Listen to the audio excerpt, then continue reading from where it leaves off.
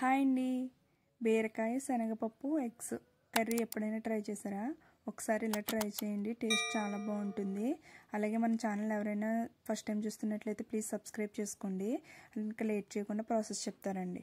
First eggs తీసుకుని ఎగ్స్ని బాగా ఫ్రై చేసుకుని పక్కన పెట్టుకోండి. ఇప్పుడు అదే ఆయిల్లో చిన్న ముక్కలు కట్ చేసుకుని ఉల్లిపాయలు పచ్చిమిర్చి కూడా యాడ్ చేసుకుని గోల్డెన్ కలర్ వచ్చేంత వరకు ఫ్రై చేసుకున్నాక ఇందులో బీరకాయ కూడా యాడ్ చేసుకుని అవి మగ్గేంత వరకు ఫ్రై చేసుకోండి. ఇందులో అల్లం వెల్లుల్లి పేస్ట్ మసాలా పేస్ట్ కూడా వేసుకుని అది పచ్చివాసన పోయేంత వరకు ఫ్రై చేసుకోండి.